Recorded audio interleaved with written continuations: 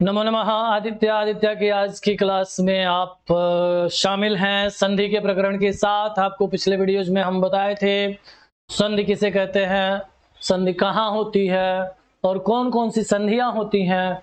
उसके साथ स्वर संधि का एक प्रकार भी आपको पढ़ाया गया था। आज जो है हम संधि की दूसरी क्लास में चलते हैं। संधि की दूसरी क्लास कौन सी संधि होगी? स्वर संधि का प्रकरण चल रहा था। जब स्वर वर्णों का स्वर वर्णों के साथ समावेश होता है तो वहां स्वर संधि होती है, ठीक है ना।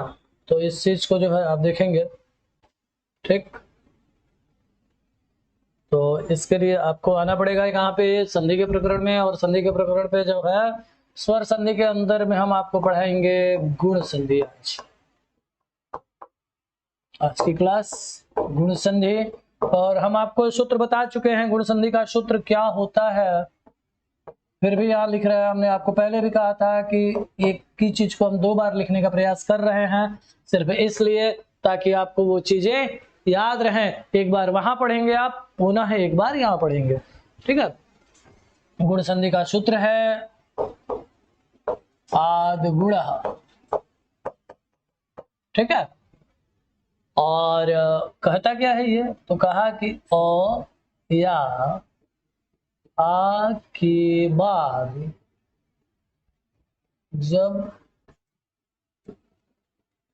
ई उ री 3 वर्णों की बात की, आए नहीं 3 नहीं 4,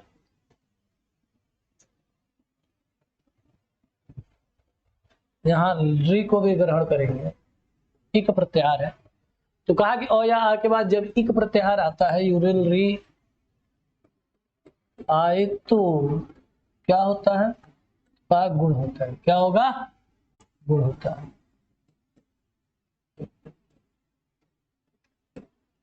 ठीक है। अब कहा कि जो गुण होता है वो गुण है क्या चीज, गुण क्या होगा? तो उसके लिए एक सूत्र और हमने आपको बताया था, क्या?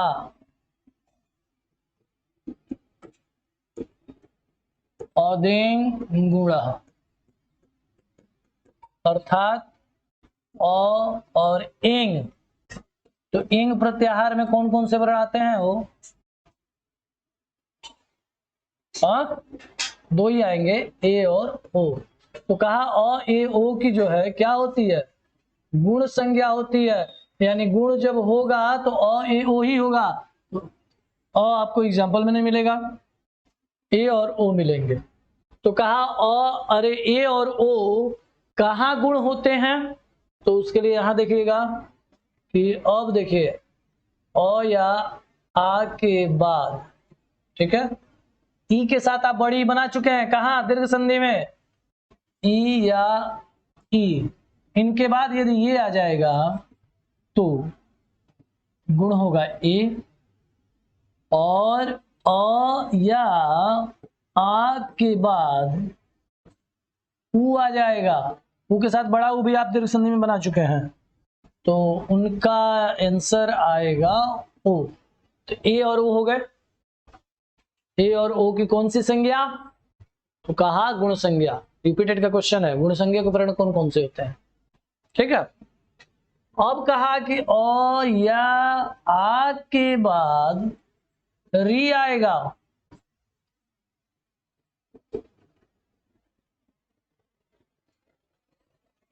तब क्या होगा? तो कहा यहां कोई गुण संज्ञा का वर्ण अब तो बचा नहीं, अ के भी उदाहरण नहीं है। तो यहां देखिएगा अर होता है, शब्दावली निर्माण के लिए अर होता है। और अ या आ के बाद री आ जाए तो अल होता है। अब देखिए री के साथ दीर्घ री लिखे हैं, उ के साथ बड़ा उ भी लिखे हैं, और ई के साथ बड़ी ई भी लिखे हैं, री के साथ नहीं। इसका रीजन एक ही है, री का कोई दीर्घ नहीं होता, री का कोई दीर्घ नहीं होता है। ये दिमाग में रहे, और हमेशा एक दिमाग बात और दिमाग में रहे, क्या? री संस्कृत में स्वर होता है और हिंदी में व्यंजन होता है। री संस्कृत में स्वर होता है और हिंदी में व्यंजन होता है। ठीक है, तो अ या आ के बाद जब री आएगा तो उसको उसका आंसर होगा अल। अब आइए आपको उदाहरण यहाँ बताते हैं। उदाहरण कौन कौन से हैं ये भी जान लीजिए आप।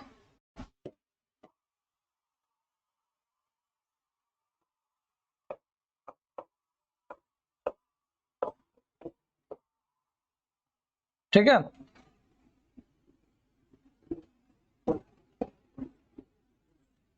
भूपेंद्र,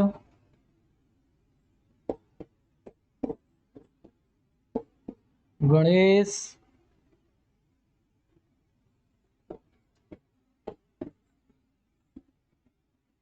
हितोपदेश,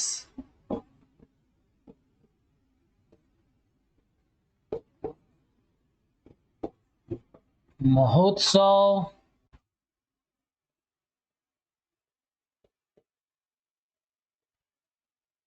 महोर्जा,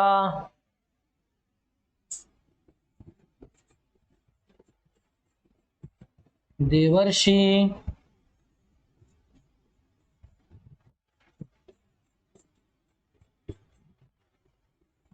तवल्लकार।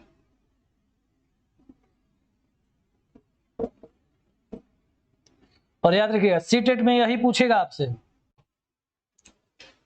सीटेट में पूछना होगा तो दो शब्दावली आपके लिए निर्माण करके रखा है, एक है देवर्षि और एक है तवल्लकार से। ठीक है ना। अब आइए संधि विच्छेद करते हैं इसका। तो उपेंद्र का संधि विच्छेद देखिएगा करना है। दो शब्द, जैसे हमने दीर्घ संधि में आपको बताया था कि दीर्घ संधि में संधि शब्द में से दो पद आपको निकालने हैं, दो शब्द आपको निकालने हैं। उसी तरह से यहां भी है, दो पद आपको निकालना है। एक पद है उप, पहला पद, और एक पद है इंद्र, दूसरा पद। ठीक है, अब आपको एक दिमाग में और रखना है पॉइंट। क्या? तो दिमाग का पॉइंट ये आपको रखना है कि इसका जब संधि विच्छेद पूछता है कि कौन सा शब्द सही है, कौन सा उदाहरण अरे कौन सा संधि विच्छेद सही है, तो उसके लिए आपको जो है शब्दावली जाननी पड़ेगी कि कौन सी शब्दावली कैसी होती है। ठीक है ना। तो अब आप देख लीजिए इसको।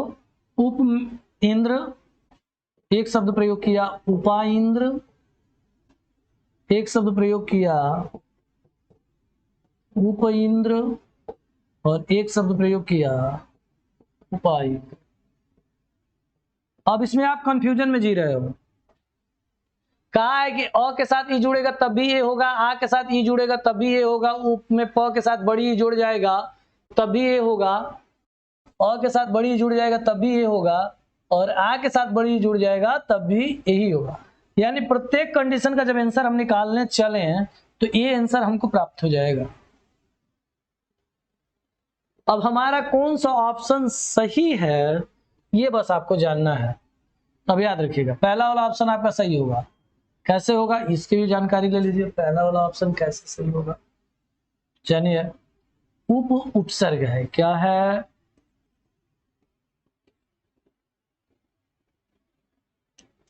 तो उपा उपसर्ग नहीं होता, तो पहला नंबर ये उपा वाला ऑप्शन कट कर दीजिए। हो गया, उपा वाला ऑप्शन कैंसिल। उप उपसर्ग, उपा उपसर्ग नहीं है।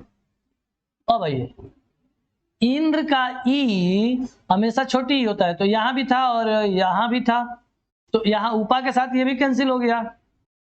तो इंद्र का ई हमेशा छोटी ही होता है, तो यहां कौन सी ई है? वो बड़ी ही है, तो ई वाला ऑप्शन भी कैंसिल हो गया। तो उप वाला, उप धन इंद्र वाला ऑप्शन आपका सही हो जाएगा। और इस प्रकार से आप देखेंगे कि आपका आंसर एकदम सही और करेक्ट आएगा। ठीक, गणेश का संधि विच्छेद करेंगे। गण धन ईस। हम आपको पहले कहे थे इंद्र का ई छोटा होता है और इसका ई बड़ा होता है। ठीक, अब जान लीजिए कि जैसे यूपिटर और वो दीर्घ संधि में आप किए थे दोनों पद में, वो वाला मैटर यहां लेके आते हैं, आपको समझाते हैं। कीड़ों में से क्या निकालेंगे आप? अ, और इसका क्या लिखेंगे? ई। अ धन ई, अ के साथ जब आप बड़ी ई मिलाए तो आंसर आपको मिल गया ए।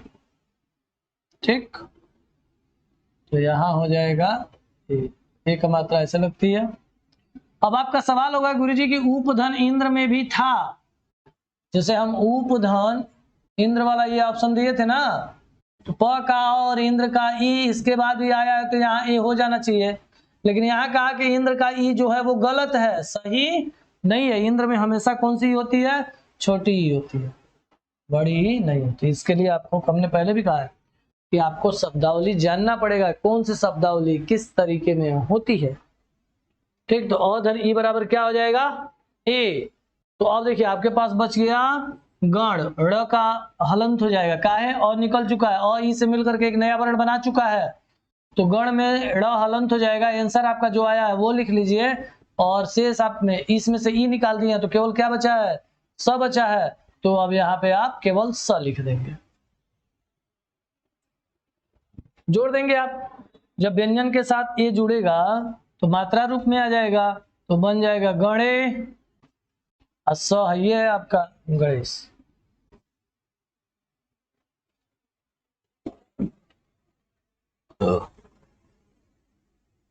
समझ में आई बात, कर लेंगे। ठीक, अब भैया आपको एक और उदाहरण बताते हैं।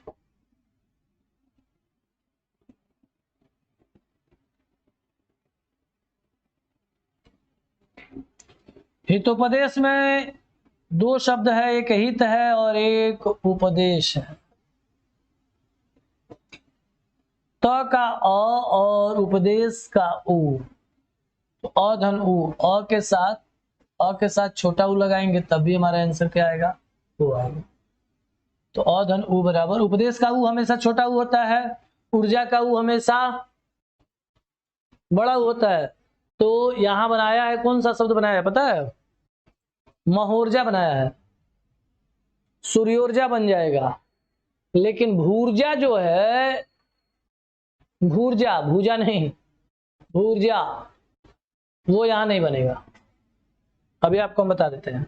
तो अ धन उ बराबर ओ, ओ की मात्रा इस तरीके पर लगती है।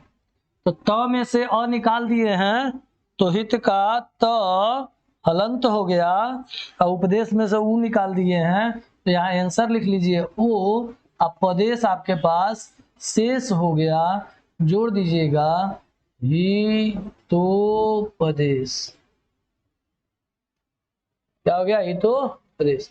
हितोपदेश जो है ग्रंथ का नाम है, ठीक, उसमें केवल कहानियां है पंचतंत्र के जैसे, एक पंचतंत्र भी कहानी है, और पंचतंत्र की कहानी जो है किसने लिखी थी, विष्णु शर्मा ने, और हितोपदेश की कहानी किसने लिखी थी, क्या हुआ, पंचतंत्र की कहानियां लगभग लोग जानते हैं, और हितोपदेश की कहानी किसने लिखी थी, कोई है बताने वाला, चलो, नारायण पंडित ने। हितोपदेश कहानी किसने लिखी, नारायण पंडित ने। तो अब हितोपदेश हो गया। उसी तरह से आप महोत्सव में महाधन उत्सव करके बना सकते हैं, ठीक। महोर्जा में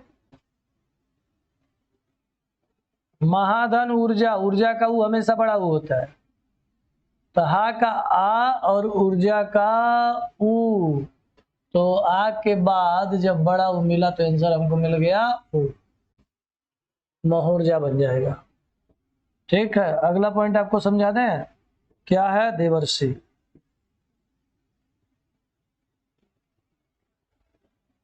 तो देवधन ऋषि आपने बनाया, वह का अ और ऋषि का रि, तो ये दो पद थे, एक देव पद था और एक ऋषि पद था, और दोनों पद जब आपस में मिले तो क्या होगा यहाँ पे, इसके लिए पाणिनि ने जो है निश्चित कर दिया कि अ के बाद जब री आएगा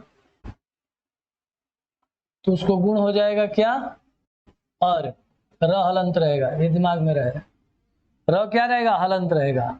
अब आप देखिए, अब आपके पास बच गया देव धन और धन सी, ठीक। तो और का र भी हलंत है और देव का व भी हलंत हो गया है, काहे हलंत हो गया, तो देव के व में से अ बाहर निकल आया है, ठीक। री का र क्यों हलंत है, क्योंकि वही आंसर मिला है, ठीक है ना। तो अब व का व हलंत है, अ के साथ मिलेगा तो पूरा बन जाएगा देव, और र के आगे ना तो कोई स्वर है ना तो कोई व्यंजन है, तो आधे जो वर्ण होते हैं जब बाद वाले पद के साथ लगते हैं तो छत पे प्रयुक्त हो जाते हैं, यानी ऊपर चले जाते हैं। ठीक है, तो र जो है सी के ऊपर चला जाएगा तो प्रयोग हो जाएगा देवर्षि। उसी तरह से तवल्लकार शब्द निकालिए। तवल्लकार शब्द में बनेगा तव धन लृकार। लृकार का मतलब क्या? उच्चारण होता है, उच्चारण के दृष्टिगत है अकार, इकार, उकार, निकार, रिकार, लृकार, एकार, ओकार, यानी जो क्या है ये सारे की सारी मात्राओं का बोध है। सारी की सारी क्या है? मात्राओं का बोध है। ठीक है ना। तो तव के व का अ, और क्या करेंगे आप? बहुत लोग गलती करते हैं, सेटेट में हमने कहा भी है कि यही पूछेगा, खास करके संधि विच्छेद। तो रिकार आपको लिखना है, तव धन लकार भी ऑप्शन में रहेगा, तव धन दो लकार ऑप्शन में रहेंगे। तव धन लकार के साथ जो है वह हलंत करके दिया रहेगा, तो ऐसे मत करिएगा, दोनों पद में से वर्ण निकालने का प्रयास करिए। तो वह का अ और रिकार में से अब री नहीं निकलेगा, री पूरा स्वर है, ये संस्कृत में ये पूरा स्वर है, वो पूरा का पूरा नीचे आएगा। तो कहा कि अ या आ के साथ जब री जोड़ेंगे तो आंसर आपको मिल जाएगा क्या? अल। ठीक, तो अब तव शब्द बच गया, वह हलंत हो गया, री अरे अल आपको आंसर मिल गया, और शेष क्या बचा है? कार। ठीक, तो वह हलंत है, अ में जोड़ दीजिए आप, तव शब्द हो जाएगा। ल हलंत है, आगे कोई स्वर नहीं है, छत पे नहीं जा सकता री की तरह से, तो आधा ल लिख ले लेंगे। ठीक ना, आधा ल लिख लेंगे। अकार आपको मिला हुआ है तो तवल्लकार शब्द बन जाएगा, महल्लकार शब्द बन जाएगा, विल्लकार शब्द। ठीक है ना।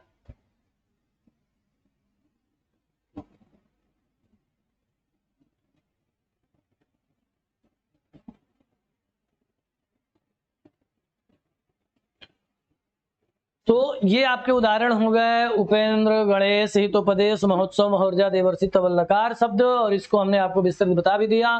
कुछ उदाहरण हम आपके प्रैक्टिस के लिए रखेंगे। ठीक है, आप इसको कॉपी पर लिख करके आप चाहे तो इस चीज को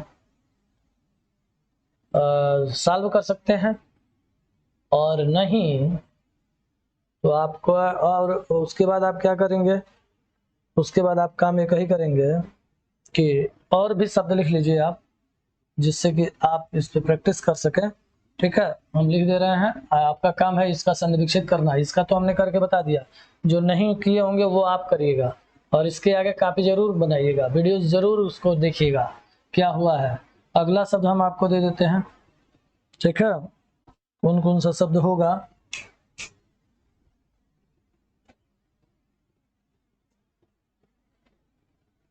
ठीक है, तो तू चल ले, ठीक, कोई बात नहीं। तो अन्य उदाहरण आपको हम दे दे रहे हैं, जिससे आप जो है उसको चर्चा कर सकेंगे। ठीक है ना। और एक शब्द लिखिएगा पिनोरू, एक गद्यांश का शब्द है, आपको जो दे रहे हैं पिनोरू गद्यांश का शब्द है, गद्यांश में से आपसे प्रश्न किया गया है पिनोरू। ठीक है, विद्योन्नति, तवेदम, और यूपीटेट का सबसे प्रचलित शब्द गुण संधि का सूर्योदय। ठीक है, और सप्तर्षि,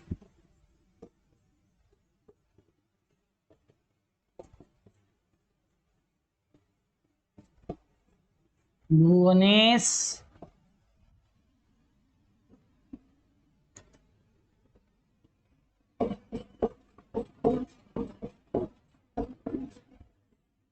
परोपकारः, आराम से आप विसर्ग लगा लीजिएगा, उन्नति ही, तवेदम, तवेदम में म हलंत होगा।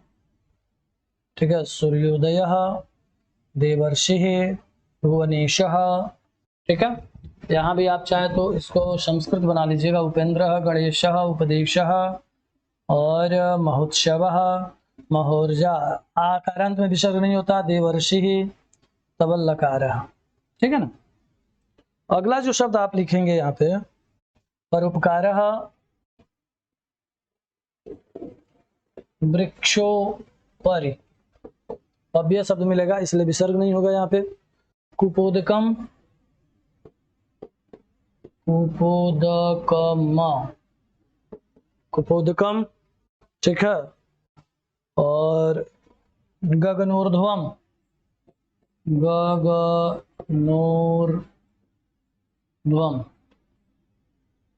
ठीक है।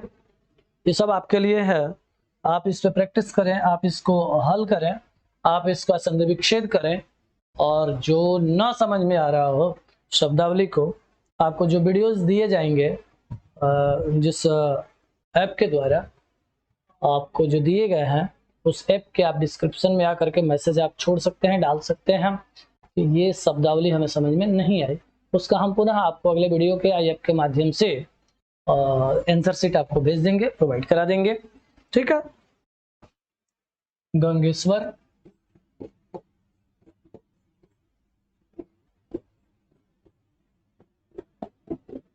गंगेश्वरः, गंगेश्वरम नहीं, गंगेश्वरः शब्द है।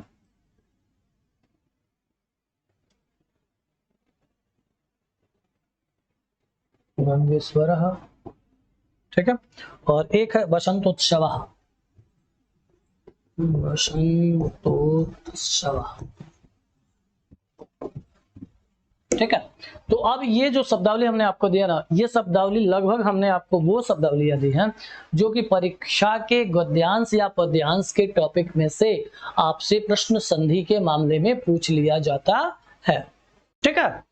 इसको आप करिएगा, जैसे आपको एक बता भी दे रहे हैं, आप यहाँ वीडियो रोक के सबसे पहले आप एक काम करिएगा कि इसको जो है पहले हल करिएगा, ठीक है ना।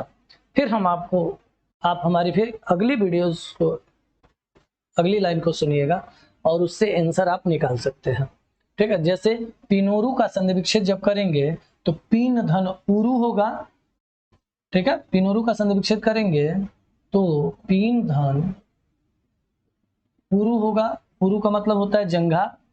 विद्योन्नति का संधि विच्छेद करेंगे तो विद्याधन उन्नति होगा। तवेदम का संधि विच्छेद करेंगे तव धन इदम होगा। सूर्योदय का करेंगे तो सूर्य धन उदय होगा। सप्तर्षि का करेंगे तो सप्त धन ऋषि होगा। भुवनेश का करेंगे भुवन धन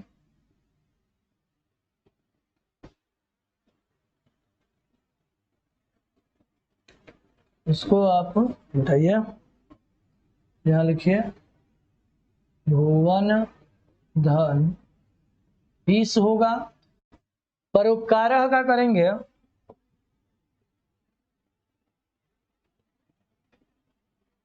परोपकार का करेंगे पर धन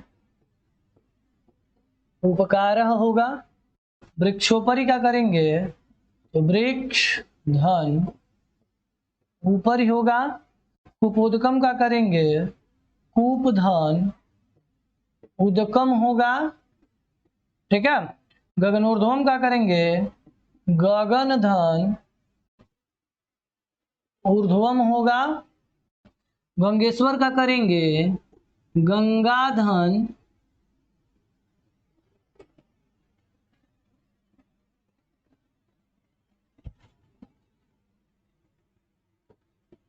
गंगा धन ईश्वर होगा, ईश्वर का ही हमेशा बड़ा ही होता है, ठीक है। और बसंतोत्सव का करेंगे तो बसंतोत्सव का हम यहां करके आपको बता दे रहे हैं।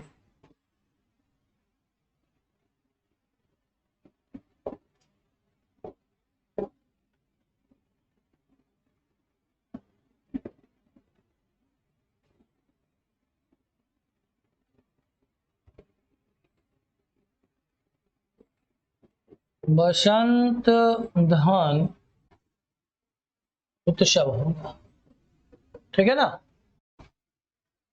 तो ये आपके आंसर भी हो जाएगी। लेकिन आप एक बात याद जरूर रखिएगा, हमने आपको ये चीज प्रैक्टिस के लिए दिया है, तो सबसे पहले आप इसको अलग करने की कोशिश करिएगा, आप इसको तोड़ने का प्रयास करिएगा, आप इसको पृथक करने का प्रयास करिएगा, प्रत्येक शब्द में से 2 शब्द निकालने का प्रयास करिएगा, और तब जो जाके है आप क्या करेंगे, फिर हमारी वीडियो को आगे बढ़ा करके फिर उसका आंसर देख करके अपने आंसर से इसकी टैली करिएगा, मिलाइएगा कि कहाँ तक हमारा शब्द सही हो रहा है, कौन सा गलत हो रहा है।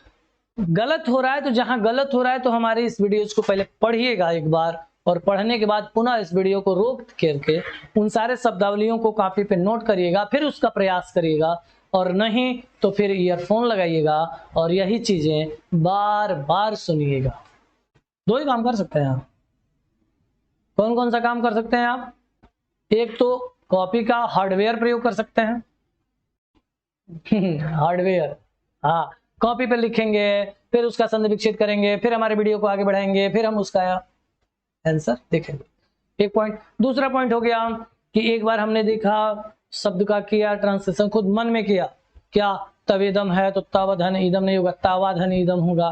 तो उसके बाद हमने आगे जब देखा तो अरे ये तो तवधन ईदम है, चलो तो तवधन ईदम हो गया वहां पे। तो इसी चीज को हम बार बार जब देखेंगे तो हमें वो चीज प्राप्त हो जाएगी, तवधन ईदम।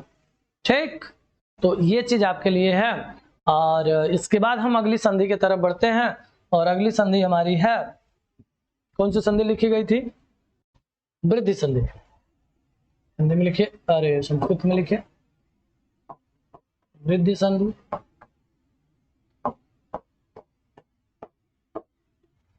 और वृद्धि संधि का सूत्र है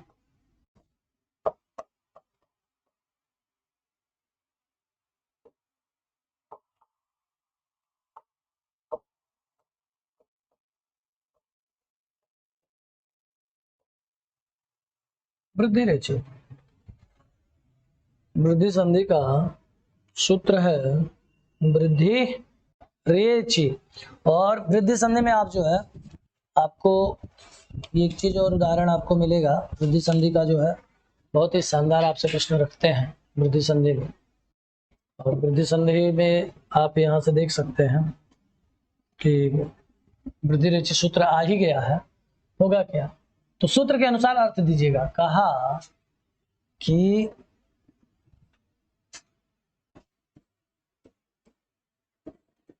एच को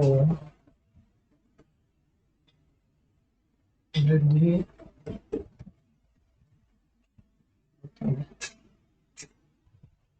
ठीक। अब एच क्या है?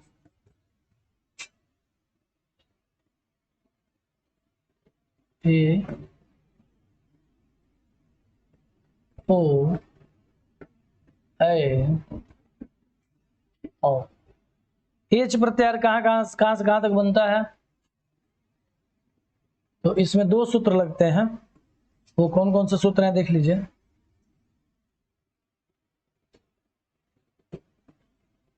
एवं और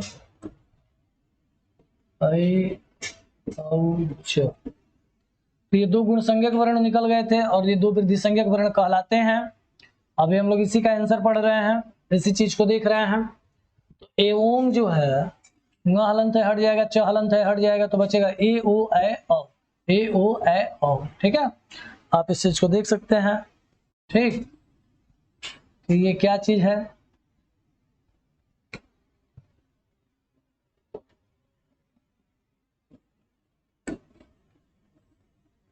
दो सूत्रों पर बनाया गया है, एवं और अयोज। अब आप क्या करेंगे इस चीज को? अब यहाँ आइए, तो कहा कि एच को वृद्धि होती है तो ए ओ ए ओ है, तो वृद्धि इसमें होती क्या है? तो उसके लिए हमने आपको एक सूत्र और पढ़ाया था वृद्धि संधि में। एक सूत्र था, कौन सा सूत्र था वो?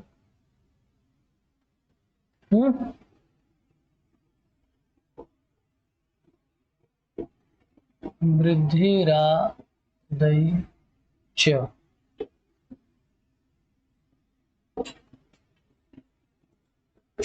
ये सूत्र था। तो कहा वृद्धि होती है, तो कहा क्या होती है? तो कहा आदैच में आ आई औ, ये वृद्धि होती है। जैसे अ क्या है? गुण है। आ क्या है? वृद्धि है। ये क्या है? गुण है। ऐ क्या है? वृद्धि है। ओ क्या है? गुण है। औ क्या है? वृद्धि है। बात समझ में आ रही है ना? इस चीज को दिमाग में रखेंगे, ध्यान में रखेंगे। ठीक। अ क्या है? गुण है। आ क्या है? वृद्धि है। ए क्या है? गुण है। ऐ क्या है? वृद्धि है। ओ क्या है? गुण है। औ क्या है? वृद्धि है। ठीक है, इस चीज को देखा जाए, ध्यान में रखा जाए। आ ए ओ। ठीक, तो यहाँ पे आ जैसे अ से वहां कोई एग्जाम्पल नहीं था, यहाँ पे आ से कोई आपके एग्जाम्पल नहीं रहेंगे परीक्षा के दृष्टिकोण से। अब वृद्धि हो गई ए और ओ, तो ए और ओ की यहाँ पे आप कहना चाहे तो कौन सी संज्ञा होती है? वृद्धि संज्ञा। ठीक है, ए और ओ की वृद्धि, यानी जब भी गुण होगा जब भी तो ए और ओ होगा, और जब भी वृद्धि होगी तो ए और ओ होगी। ठीक है, अब कैसे होगा? अब आइए एग्जाम्पल के तौर पे पहले देखते हैं, पहले उदाहरण, फिर आपको आगे।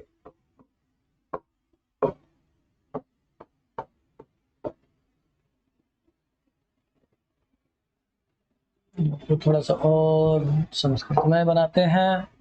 उदाहरण। ठीक है, उदाहरण में आइए।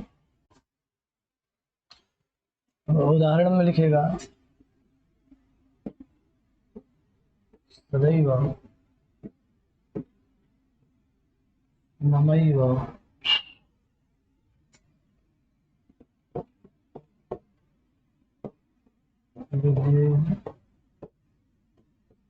वरीयम्।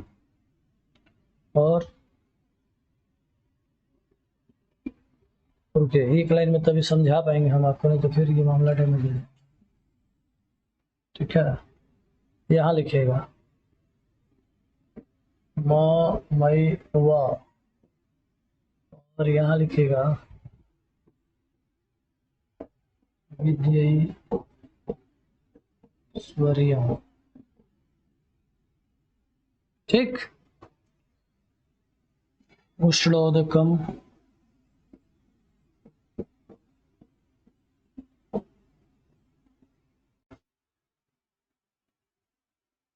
उष्णोदकम नहीं, उष्णोदकम बनता है और उष्णोदकम नहीं बनेगा।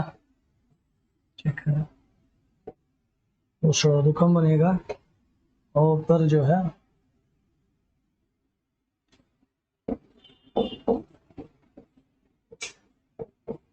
वनौषधि, ये बना दीजिए उष्णौषधि।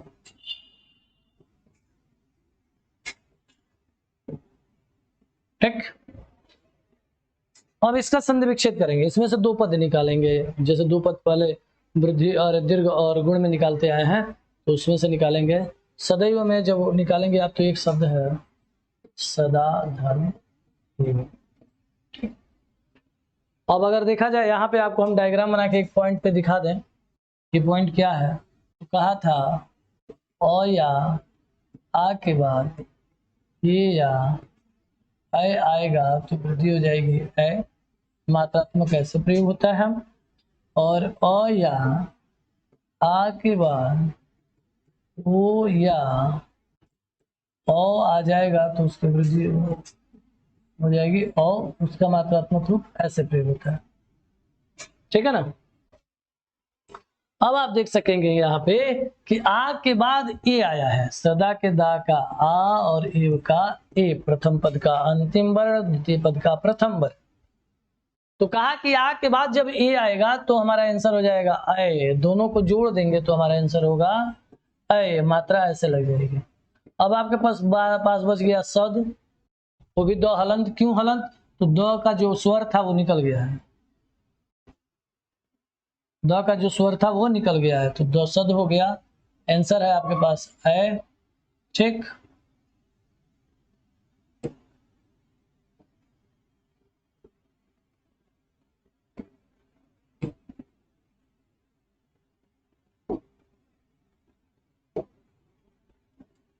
और शेष क्या बचा? तो ईओ में से ए निकाल लिए हैं, जोड़ करके यहाँ नया बना लिए हैं, तो वह भी वही ना शेष बचेगा आपके पास, वह शेष हो गया।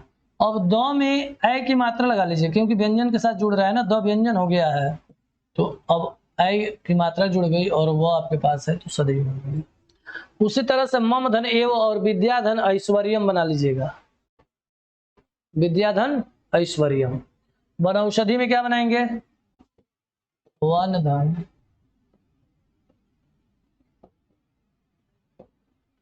औषधि। उष्ण औषधि में वही बन जाएगा, उष्ण धन औषधि। तो वन में न का अ और औषधि का औ। तो कहा यदि अ के बाद औ आता है तो हमारा आंसर क्या हो जाएगा? औ हो जाएगा। औ के बाद यदि आंसर आता है क्या, तो हमारा आंसर क्या हो जाएगा? औ हो जाएगा। तो अब आंसर हो गया हमारा औ। अब आपके पास बच गया वन, हलंत, औ और षधि। षधि क्या है? आपके पास बचा हुआ शेष शब्द है औषधि का, जोड़ दीजिएगा तो वन औषधि का निर्माण हो जाएगा। उसी तरह से उष्ण धन औषधि बना लेंगे, उष्ण औषधि बन जाएगा। ठीक है, तो इस प्रकार से जो है क्या करेंगे अब आप, इस प्रकार से देखिएगा एक नया पॉइंट आपके लिए। और वन औषधि में हो गया, उष्ण औषधि में उष्ण धन औषधि आप बना लीजिएगा। प्रैक्टिस के लिए आपको एक नया और कुछ शब्दावलियां हम दे देते हैं जो आप जोड़िएगा। जलौघः सदैव ममैवः एवं उदैव ऐश्वर्यं वनौषधिः। हाँ, जलौघः, ठीक है, तवेदम, तवेदम तो तवदन इदम होगा।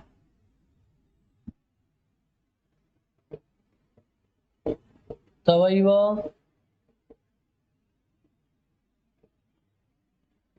तवैव,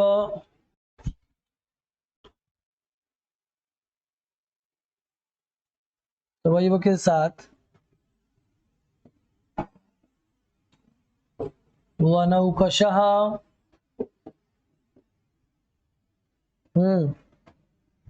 पंचैते,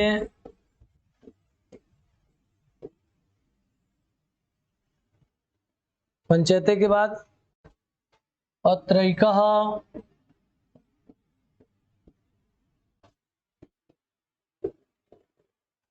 अत्रैका के साथ कृष्णैकत्वम, कृष्णैकत्वम।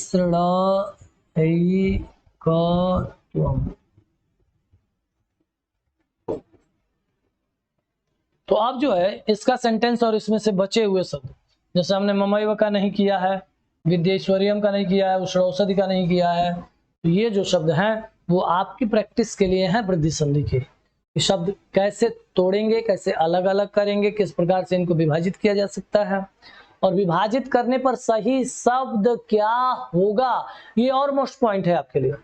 वरना संधि विच्छेद तो पक्का है गलती होना, क्योंकि आप जान रहे हो कि ओ या आ के बाद ए भी आएगा तब भी वृद्धि होगी, ए भी आएगा तब भी वृद्धि होगी।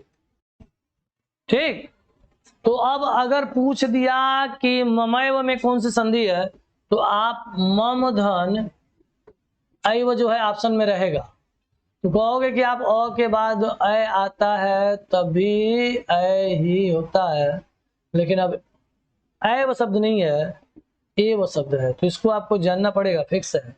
आप इसको बिना जाने मामला गड़बड़ा सकते हैं, इसलिए कुछ शब्दावलियां तो आप जानेंगे, कुछ शब्दावलियां हम आपको पढ़ा ही रहे हैं, गड़बड़ाइएगा नहीं। ठीक है ना। उसके बाद उष्ण औषधि में उष्ण धन औषधि बचा ही चुके हैं हम। जलौघा में जल धन ओघा होगा, जलौघा में जल धन ओघा होगा, और तवैवम में तव धन एवं होगा, वनौकशः में वन धन ओकसः होगा, और पंचैते में पंच धन एते होगा, और अत्रैका में अत्र धन एकः होगा, और कृष्णैकत्वम में कृष्ण धन एकत्वम होगा। क्लियर। लेकिन काम करिएगा, आपको हम पुनः इस बात को कह रहे हैं, पहले आप शब्द लिखिएगा, उसको संधि विच्छेद करिएगा, फिर हमारे द्वारा बताए गए उत्तर से इसकी जांच करिएगा। ठीक है ना। जैसे ममैव का संधि विच्छेद क्या होगा, मम धन एव। विद्येश्वरियम का क्या होगा, तो कहा विद्या धन ऐश्वर्यम। उष्ण औषधि का क्या होगा, तो कहा उष्ण धन औषधि। ठीक है, यहां क्या करेंगे आप, जल धन उघा कर देंगे, तब धन एवं हो जाएगा, वनकोशा में वन धन उकशः।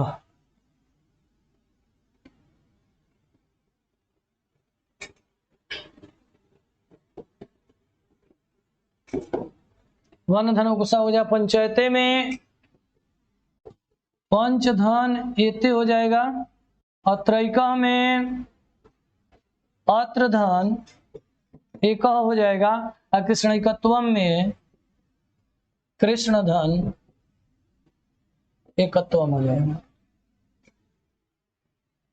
तो पहले आप प्रयास करिएगा, फिर हमारे द्वारा बताए गए उत्तर से इनकी जांच करिएगा। जहां नहीं आएगा उसको समझिएगा, जहां नहीं समझ में आएगा पुनः आप हमें मैसेज के द्वारा, ऐप के द्वारा आप बता सकते हैं।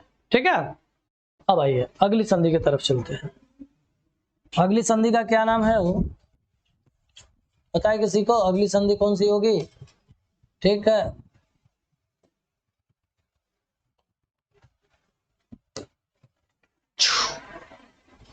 आइए अगली संधि देखते हैं। अगली संधि का नाम है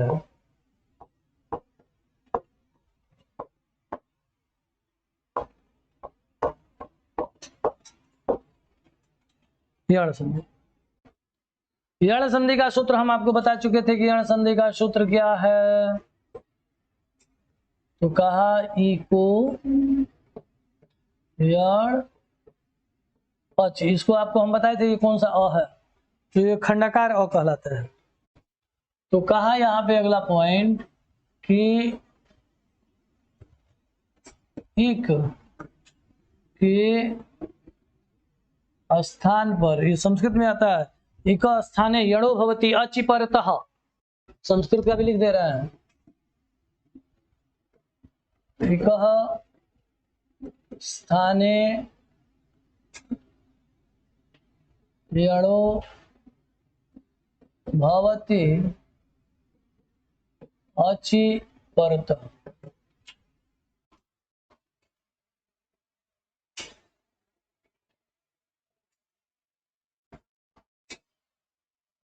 अब इसने कहा कि इक के स्थान पर क्रमशः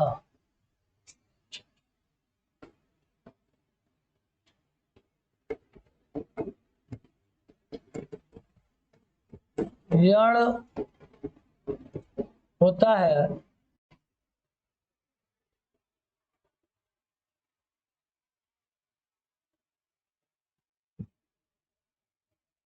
इक के स्थान पर क्रमशः यण होता है, कब, तो कहा अच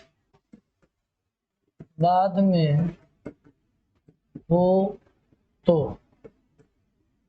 ठीक है, अब आपको लिखना है क्या, इक यण और अच। ठीक है ना, इक यण और अच लिखना है आपको। कि तो आपको क्या करना है, इक बताना है, यण बताना है, अच बताना है। हम आपको पहले ही कहते, पहले वीडियो में कहते कि आपको प्रत्याहार माहेश्वर सूत्र मात्र इसलिए पढ़ाए हैं कि आप इसकी प्रक्रिया को निकालने को जाने। क्या इक क्या है, अच क्या है, अण क्या है, यण क्या है, ठीक है ना, ये जानने के लिए प्रत्याहार का जानना आवश्यक है। देखिए अब प्रत्याहारों का मामला चल रहा है ना, और इक के बाद, इक क्या है, प्रत्याहार है। किसमें पढ़े थे आप, वहां भी पढ़े थे, गुण संधि में भी आया था। इक प्रत्याहार में आने वाले वर्ण कौन कौन से हैं, तो कहेगा अयुण के दो सूत्र हैं, अ ई उ ड़ और री री क। ठीक, तो अड़ भी हट जाएगा हलंत है, क भी हट जाएगा हलंत है, तो बच गया क्या, अ ई उ रिल री। तो अब उठाएंगे कहां से, इसमें शुरुआत कहां से किया है, ई से किया है, तो अब अ भी छट जाएंगे, अ का भी कोई मैटर नहीं रहेगा। तो ई उ रिल री चार वर्ण मिलेंगे, ई उ री और री, ये हो गए। यण प्रत्याहार कहां से कहां तक बनाएंगे, ये भी आपको जानना है। यण प्रत्याहार कहां से कहां तक बनाएंगे, तो यण में देखिएगा यण प्रत्याहार आएगा कहां, तो कहेगा इसमें दो सूत्र इसमें भी आएगा, अ य व र ट और लण। ठीक, हलंत है ट भी हट जाएगा, ड़ भी हट जाएगा। और शुरुआत कहां से करना है, य से, तो य से शुरुआत करेंगे तो ह किनारे हैं ये भी हट जाएंगे। तो अब कितना बच गया, य व र ल, 4 बच गए, य व र ल।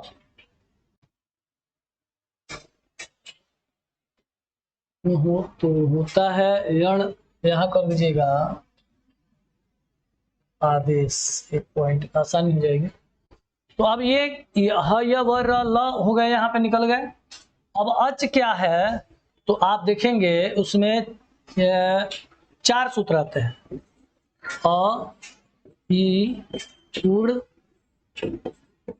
री री क ए ओ ङ ए ओ च।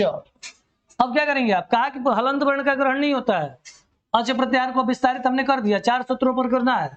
अब इनके वर्ण यहां जब लिखने हैं तो कहा कि हलंत वर्णों का ग्रहण नहीं होता है। अब ये 4 हटा के बाकी सारा लिख दीजिए।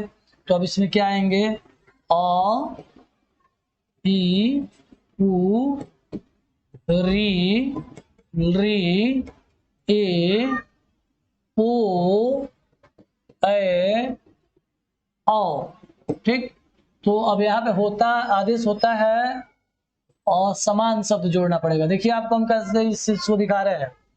पहले हमने लिखा था एक के स्थान पर क्रमशः यण होता है, अच बाद में हो तो, लेकिन आपको कंफ्यूजन ना हो इसके लिए हमने ये चीजें जोड़ना शुरू किया कि आप जो है आदेश जानिए और असमान जानिए। अभी हम बताएंगे असमान और आदेश क्यों कहा है।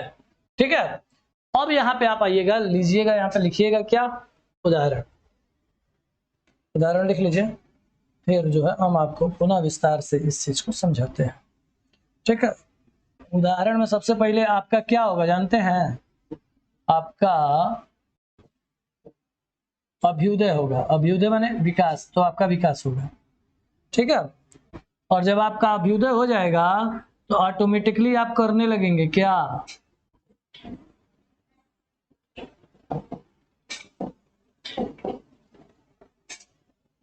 ठीक, यद्यपि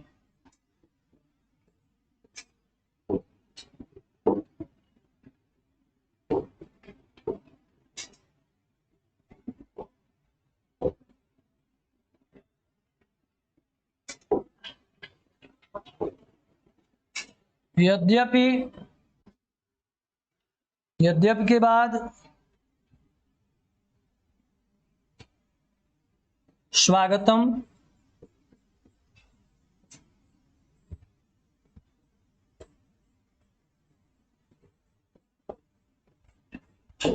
मध्वरी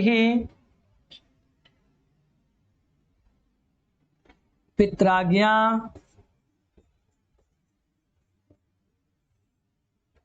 और लरी पर एक उदाहरण बनेगा, वो भी आप लिख लीजिए।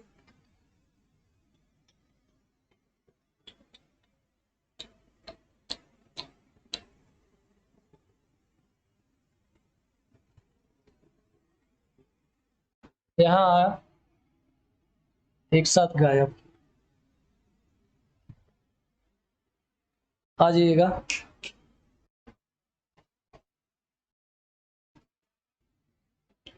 तो अब जो है लरी पर यहाँ यण संधि में एक उदाहरण आता है, और वही लगभग लगभग यूपी टेट में भी और सी टेट में भी, दोनों में, सुपर टेट में भी अगर यण संधि के लरी पर उदाहरण मांगेंगे तो आप वही पाएंगे, दूसरा कोई नहीं मिलेगा। वो है लाकृति। ठीक है, आपको अभी हम बता दे रहे हैं कि क्या क्या कैसे कैसे क्या करना है। ठीक है ना, तो अब देखिएगा अभ्युदय में आप संधि विच्छेद करेंगे तो अभिधन उदय होगा, स्वागतम में संधि विच्छेद करेंगे सुधन आगतम होगा, पित्राज्ञा में संधि विच्छेद करेंगे, पितृधन आज्ञा होगा, और लाकृति में संधि विच्छेद करेंगे, नृधन आकृति होगा। ठीक है ना। तो आप इस चीज को जो है देखिएगा, ध्यान दीजिएगा कि कहां पे कैसे क्या करना है हमको। अब गौर करिएगा, अब इस टॉपिक पे हम आपके पास आने जा रहे हैं। ठीक है ना। अब देखिए, कहा था कि इक के स्थान पर क्रमशः यण आदेश होता है कब? असमान अच बाद में हो तो। अब आप क्या करेंगे यहाँ पे,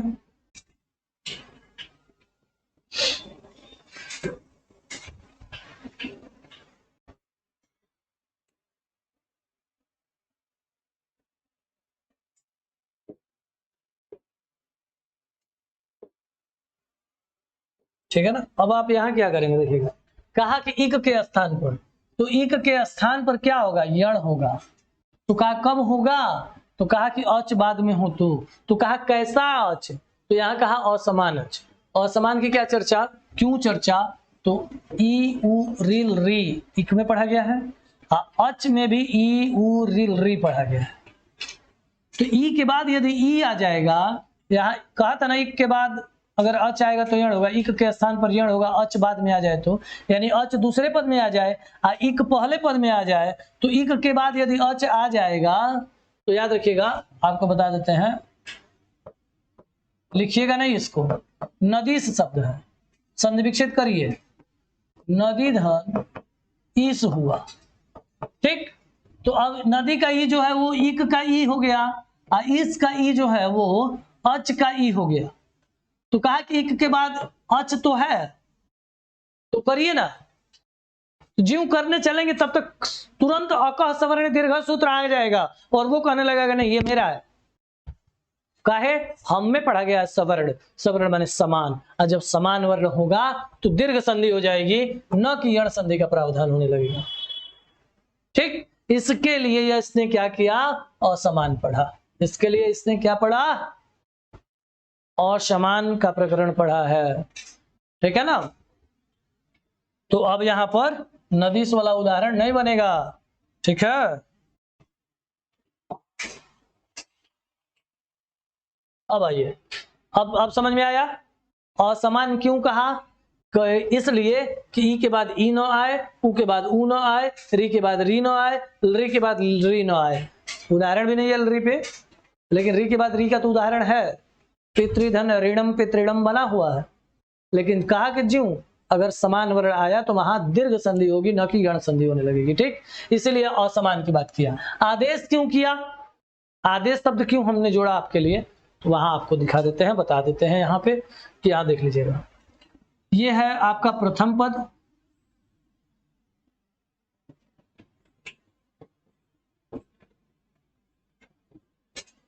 और ये है आपका द्वितीय पद, दूसरे पद। तो प्रथम पद का अंतिम वर्ण हो गया आपके पास ई, और दूसरे पद का प्रथम वर्ण हो गया उ। ठीक है।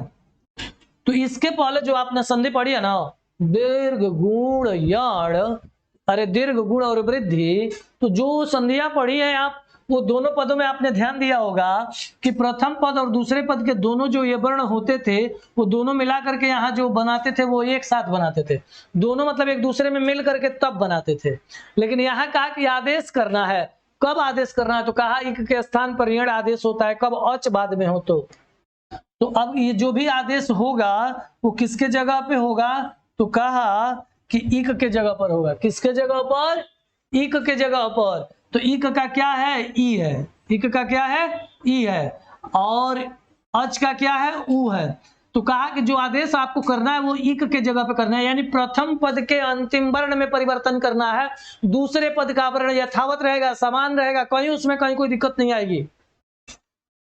दूसरा पद थोड़ा सा भी परिवर्तन नहीं होगा। बात समझ में आई? दूसरा पद थोड़ा सा भी परिवर्तन नहीं होगा। ठीक है। अब क्या करेंगे आप कि अभिधन उदय हो गया, तो इक इधर हो गया ये इक, और इधर हो गया ये अच। अब आप कहेंगे गुरुजी इसमें भी तो आया है ऊ, ये भी होगा ना। तो कहा इक, कहा ये कहाँ होना चाहिए, प्रथम पद में होना चाहिए, क्योंकि इसी के स्थान पर परिवर्तन होना है। तो अगर ये प्रथम पद में होगा तो ये होगा, दूसरे पद में होगा तो ये नहीं होगा। ठीक, इसलिए सामने आने पर ये क्या हो गए, अच हो गए। अब पहले आने पर क्या कहलाएंगे, इक कहलाएंगे। ठीक है ना। तो अब ई के स्थान पर क्या होगा, तो कहा कि इक के स्थान पर यण होना है। तो एक बात और किया होगा, क्रमशः। क्यों क्रमशः पढ़ा, ये भी ध्यान रखिएगा। तो कहा कि जिस क्रम में ये है उसी क्रम में ये भी है, तो जिसके स्थान पर जो है उसी के स्थान पर उसको आदेश होना है।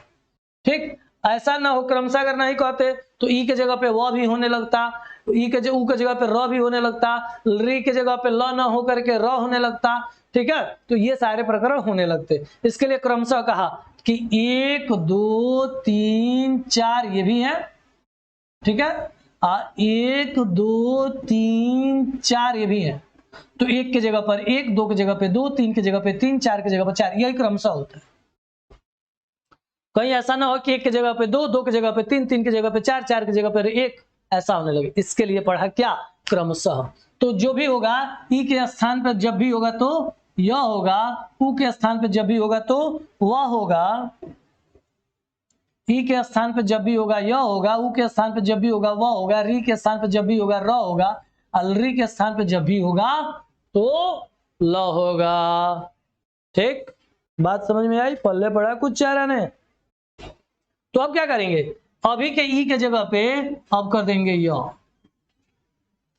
अब तो कहा ऊ का क्या होगा, कहा ऊ कुछ नहीं होगा, ऊ यथावत रहेगा, ऊ में कोई परिवर्तन नहीं है। परिवर्तन जो भी होना है वर्ण के पहले जगह पे होना है, य व र और ल। ठीक है, ये सब हलंत है, कैसे व्यंजन हो रहा है ना, तो सब हलंत हो जाएगा। अब आपके पास बच गया अ भ, भी का तो कोई सवाल ही नहीं है, मिटा लीजिए इसको, मिटा लेंगे तो आसानी हो जाएगी। तो अब क्या बच गया, अ भ हलंत हो जाएगा, कहां से ई निकल गया, ई के जगह पे य हो गया है, यह आपका आंसर है। किसको मान के आंसर आप बनाए हैं, दूसरे पद के प्रथम वर्ण को, तो ऊ हो जाएगा। शेष आपके पास बचता चला आ रहा है द। अभ क्यों हुआ, क्योंकि अभी में से ई निकाले थे, प्रथम पद का अंतिम वर्ण निकाले थे और द्वितीय पद का प्रथम वर्ण निकाले थे ऊ, यही संधि होनी है। तो अब ई के जगह पे यह आदेश हो चुका है, ई के जगह पे यह आदेश हो चुका है। तो अभ, ई जब हट गया तो अभ बचा है।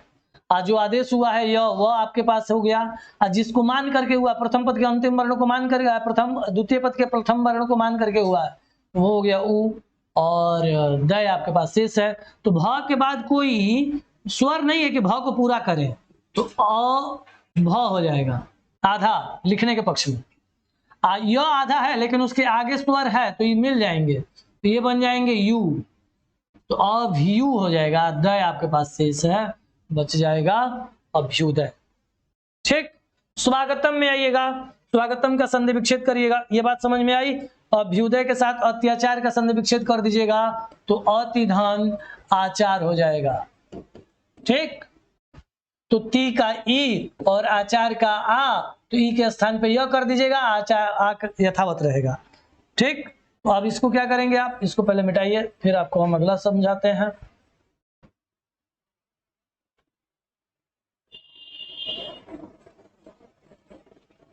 ठीक है, अब आइए क्या समझाना था, स्वागतम। स्वागतम का संधि विच्छेद करिएगा, सुधन आगतम हो जाएगा। ठीक, अब सुधन आगतम जब हो गया तो पहले पद का अंतिम वर्ण मिलेगा ऊ और दूसरे पद का प्रथम वर्ण मिलेगा आ। तो अब कहा ऊ के बाद आ गया, इसमें अ के साथ आ ग्रहण करेगा, ई के साथ बड़ी ई ग्रहण करेगा, ऊ के साथ बड़ा ऊ ग्रहण करेगा, री के साथ बड़ी री ग्रहण करेगा। क्यों ग्रहण करेगा, क्योंकि वो सभी समान होते हैं। ठीक है, अब आपके पास क्या बचा है कि अब सु का ऊ आ, तो अब कहा कि इक वाला वर्ण ये हो ही गया, क्योंकि ऊ पहले आ गया, पहले पद में आ गया तो इक हो गया, और उसके बाद आया अ के साथ का आ, तो ऊ के स्थान पे आदेश हो जाएगा व, अब स हलंत हो जाएगा।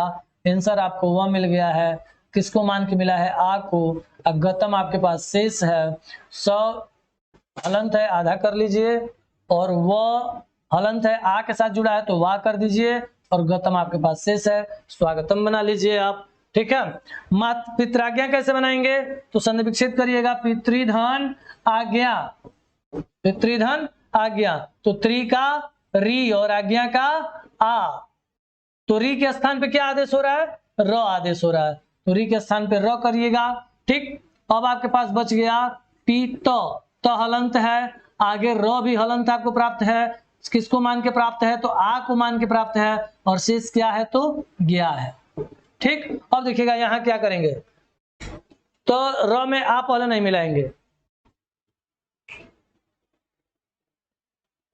तो र में आ नहीं मिलाएंगे, तो त र संयुक्ताक्षर बना लेंगे, त्र, तो पी त्र हो गया, और दोनों हलंत है तो हलंत भी होगा, तो आ का स्वर आकर के इसको पूरा करेगा, तो पित्रा ज्ञा बनेगा। ठीक है, इसी के साथ जो है आप चाहे प्रत्येक को लाकृति में संधि विच्छेद कर दीजिएगा, री धन आकृति, तो अब री में से री नहीं निकलेगा, क्या होगा, पूरा पूरा री उतरेगा, उसके जगह पे ल होगा, शब्द जोड़ लीजिएगा। पुनः हम मिलेंगे आपको इसी के साथ अगले वीडियोज में, तब तक के लिए नमो नमः आदित्य।